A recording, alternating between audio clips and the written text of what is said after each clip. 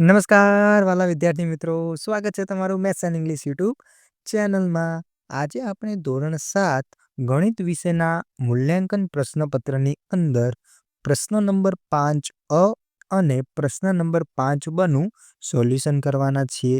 જો વિદ્યાર્થી મિત્રો તમે આની આગળના પ્રશ્નોનું સોલ્યુશન ન જોયું હોય તો તે વિડીયોની લિંક અમે ડિસ્ક્રિપ્શનમાં મૂકેલ છે, તો ત્યાં જઈને તમે તે વિડીયો જોઈ શકશો. અને હા વિદ્યાર્થી મિત્રો, જો તમે હજુ સુધી આપણી યુટ્યુબ ચેનલ મેથ્સ એન્ડ ઇંગ્લિશને સબસ્ક્રાઇબ ન કરી હોય તો ચેનલને સબસ્ક્રાઇબ કરી દેજો અને હા, આ વિડીયોને લાઈક પણ કરી દેજો. તો ચાલો આપણે સોલ્યુશનની શરૂઆત કરીએ. પ્રશ્ન 5 અ, નીચેના પ્રશ્નોના જવાબ આપો. પ્રથમ દાખલો છે, મેં એક ટીવી 10,000 રૂપિયામાં ખરીદ્યું અને 20% નફો મેળવીને તે વેચી દીધું, તો મને ટીવી વેચવાથી કેટલા રૂપિયા મળ્યા હશે? જવાબ જોઈએ. ખરીદ કિંમત આપણને આપેલી છે 10,000 રૂપિયા, નફો આપેલો છે 20% અને વેચાણ કિંમત આપણે શોધવાની છે. તો સૌપ્રથમ જે આપણને નફો ટકામાં આપ્યો છે તો આપણે નફો રૂપિયામાં મેળવી લઈએ. તો આપણને ખબર હોવી જોઈએ કે કોઈ પણ નફો અથવા ખોટ હોય તે હંમેશા કોની ઉપર ગણાય? તો હંમેશા તે ખરીદ કિંમત ઉપર ગણાય. તો નફો બરાબર આપણે લખીશું 10,000 ના 20%. હવે આનું સોલ્યુશન કરીએ. 10,000 એમના એમ આવશે, નાનો મતલબ થાય છે ગુણાકાર, 20 એમના એમ અને ટકાની જગ્યાએ છેદમાં આવી જશે 100. હવે આને જુઓ, 2 શૂન્ય ઉપરથી કટ થઈ જશે અને 2 શૂન્ય નીચેથી કટ થઈ જશે, એટલે 20 ગુણ્યા 100 એટલે આપણને જવાબ મળશે 2,000 રૂપિયા. તો આપણને નફો મળી ગયો. હવે આપણે શોધવાની છે વેચાણ કિંમત. તો વેચાણ કિંમતનું સૂત્ર શું થાય વિદ્યાર્થી મિત્રો? વેચાણ કિંમત બરાબર ખરીદ કિંમત વત્તા નફો. હંમેશા વેચાણ કિંમત શોધવી હોય તો જે ખરીદ કિંમત હોય એમાં નફો શું થાય? પ્લસ થાય. અને જો ખોટ આપેલી હોય તો ખોટ માઇનસ થાય. આ તમારે યાદ રાખવાનું. ચલો, ખરીદ કિંમત છે 10,000, નફો છે 2,000 રૂપિયા, એટલે આ બંનેનો આપણે સરવાળો કરીશું એટલે આપણને જવાબ મળી જશે 12,000 રૂપિયા. એટલે આપણી વેચાણ કિંમત હશે 12,000 રૂપિયા. તેના પછીનો દાખલા નંબર 2 જુઓ. સાદુરૂપ આપો. 5/63 માઇનસ 6 ભાગાકારમાં 21. તો સૌ પ્રથમ આપણે 5/63 એમને એમ લખીએ છીએ. હવે જુઓ, માઇનસ ગુણ્યા માઇનસ આપણને મળી જશે પ્લસ. હવે અહીં 6/21 છે. હવે આપણે શું કરીશું તો કે આ બંનેના છેદ સરખા કરીશું. જુઓ, અહીં 63 છે, હવે 21ના ઘડિયામાં 63 આવે છે, 21 ગુણ્યા 3 કરીશું એટલે આપણને 63 મળી જશે. એનો મતલબ 6/21 ને ઉપર નીચે આપણે 3 અને 3 વડે ગુણી દઈએ. તો જુઓ, 5 એમના એમ, અહીંયા પ્લસ એમના એમ, 6 તરી ઉપર 18 થશે અને નીચે બંનેના છેદમાં આવશે 63 એટલે એ એક વાર લખાઈ જશે એટલે પદ બનશે 5 + 18 ભાગાકારમાં 63. ઉપર 5 + 18 23 અને નીચે 63 એટલે આપણો ફાઇનલ જવાબ આવશે 23/63. તેના પછીનો દાખલા નંબર 3 છે, 14 સેન્ટીમીટર ત્રિજ્યાવાળી વર્તુળાકાર તક્તીનો પરિઘ કેટલો થાય? જવાબ આપણને આપેલી છે ત્રિજ્યા એટલે કે r બરાબર 14 સેમી અને આપણે પરિઘ શોધવાનો છે. તો પરિઘ બરાબર શું થાય? તો પરિઘનું સૂત્ર છે 2πr, જ્યાં r છે ત્રિજ્યા. હવે 2 એટલે 2ના 2 આપણે લખી દઈશું.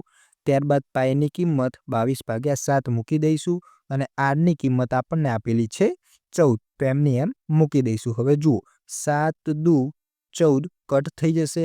હવે 2 ગુણ્યા 2 એટલે 2 દુ 4 અને 22 ચોક 88 આપણને જવાબ મળી જશે.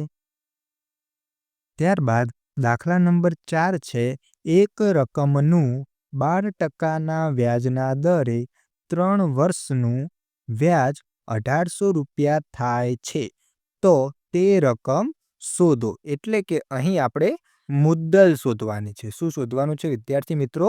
મુદ્દલ શોધવાની છે. તો જવાબ લખીએ. જો પી એટલે કે મુદ્દલ આપણે શોધવાની છે, તો પી બરાબર પ્રશ્નાર્થ ચિહ્ન આર આપેલા છે 12%, એન વર્ષની સંખ્યા આપી છે 3 અને આઈ એટલે કે સાદું વ્યાજ આપેલું છે 1,800 રૂપિયા. તો સાદા વ્યાજનું સૂત્ર આઈ બરાબર PRN ભાગાકારમાં 100.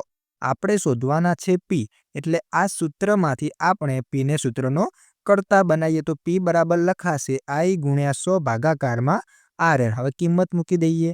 I ની કિંમત છે 1800, R ની કિંમત છે 12 અને N ની કિંમત છે 3. હવે જુઓ 3 6 18 કટ થઈ જશે, 6 દુ 12 કટ થઈ જશે અને 2 ગુણ્યા 50 100 કટ થઈ જશે. હવે જુઓ આ 50 એમના એમ લખી દો, શૂન્ય વધી તો પાછળ 2 શૂન્ય આપી દો તો આપણો ફાઇનલ આન્સર આવશે 5000 રૂપિયા. ત્યારબાદ પ્રશ્ન નંબર 5બ, નીચેના પ્રશ્નોના જવાબ આપો. જેમાં પ્રથમ પ્રશ્ન છે સાદુરૂપ આપો 12x9 ભાગાકારમાં 3x6 આખાના ગુણાકારમાં 2x વર્ગ. તો સૌ પ્રથમ આપણે કૌંસનું સાદુરૂપ આપશું એટલે કે 12x9 અને ભાગાકારમાં છે 3x6 અને ગુણાકારમાં છે 2x વર્ગ. હવે આટલે તમે જોઈ શકો છો 3 ચોક 12 કટ થઈ જશે અને x9 ભાગાકારમાં x6. અહીં શું છે તો કે આધાર સમાન છે અને વચ્ચે ભાગાકાર છે તો ઘાતાંકની શું થશે તો ઘાતાંકની થશે બાદબાકી એટલે કે 9 ઓછા 6 x3 જવાબ મળશે ગુણાકારમાં 2x2. હવે જુઓ 4 ગુણ્યા 2 એટલે 4 દુ 8 થશે. હવે અહીં x છે, અહીં પણ x છે એટલે આધાર સરખા છે અને વચ્ચે ગુણાકાર છે. તો જ્યારે પણ આધાર સરખા હોય ને વચ્ચે ગુણાકાર એટલે ઘાતાંકની શું થશે તો કે ઘાતાંકનો સરવાળો થશે એટલે 3 + 2 x5 આપણો જવાબ આવશે 8x5. ત્યારબાદ દાખલા નંબર 2 છે જો x બરાબર -1 હોય તો x3 ઓછા 2x² વત્તા 3ની કિંમત શોધો. તો જવાબ આપણે લખીએ. સૌ પ્રથમ જે પદાવલી આપેલી છે તે લખી દઈએ. x3 ઓછા 2x² વત્તા 3. હવે આપણને રકમમાં કીધું છે x ની જગ્યાએ -1 મૂકવાનું, તો જ્યાં પણ આપણને x દેખાય ત્યાં -1 આપણે મૂકી દીધા. તો જુઓ -1³ ઓછા 2 કૌંસમાં -x² વત્તા 3. હવે -1³ એટલે આપણને કિંમત મળશે -1. હવે જુઓ આ માઇનસ એમના એમ લખી દીધા, -1² એટલે +1 થશે અને 2 ગુણ્યા 1 એટલે 2 અને પાછળ 3 તો હતા જ. હવે -1 -2 આનો જવાબ આવશે -3 અને -3 + 3 એટલે જવાબ થઈ જશે 0 એટલે આપણો ફાઇનલ આન્સર આવશે 0. ત્યારબાદ છેલ્લો દાખલો જુઓ વિદ્યાર્થી મિત્રો. એક સમાંતર બાજુ ચતુષ્કોણ ABCDમાં BM લંબ CD અને BN લંબ AD છે. AD બરાબર 4 સેન્ટીમીટર અને CD બરાબર 6 સેન્ટીમીટર છે. BM જો 3 સેન્ટીમીટર હોય તો વેધ BN શોધો. અહીં આપણે ચતુષ્કોણની રચના કરી દીધી છે જેમાં BM વેધ છે જેનો પાયો છે CD અને BN વેધ છે જેનો પાયો છે AD. તો આપણે લખીશું સમાંતર બાજુ ચતુષ્કોણનું ક્ષેત્રફળ બરાબર સમાંતર બાજુ ચતુષ્કોણનું ક્ષેત્રફળ. હવે એકવાર આપણે BM ને વેધ લઈશું અને તેની ઉપરનો પાયો છે CD અને બીજી ફેર આપણે વેધ લઈશું BN અને એની પર પાયો છે AD. તો જુઓ આપણે શોધવાના છે BN, તો BN ને સૂત્રનો કરતા બનાવીએ તો BN બરાબર થશે BM ગુણ્યા CD ભાગાકારમાં આવશે AD. હવે કિંમત મૂકીએ. BM ની 3, CD ની કિંમત છે 6 અને નીચે AD ની કિંમત છે 4. 6 તરી 18 અને 18 ભાગ્યા 4 આપણે કરીશું એટલે આપણને જવાબ મળી જશે 4.5 સેન્ટીમીટર. તો વિદ્યાર્થી મિત્રો અહીં આપણે ધોરણ 7 વિષય ગણિતનું સંપૂર્ણ મૂલ્યાંકન પ્રશ્નપત્રનું સોલ્યુશન પૂર્ણ કરીએ છીએ. અને હા, જો તમે હજુ પણ આની આગળના વિડીયો ન જોયા હોય તો ડિસ્ક્રિપ્શનમાં આપેલ લિંક પરથી તમે તે વિડીયો જોઈ શકો છો. અને હા વિદ્યાર્થી મિત્રો, મેથ્સ એન્ડ ઇંગ્લિશ યુટ્યુબ ચેનલને સબસ્ક્રાઈબ કરી દેજો. ધન્યવાદ.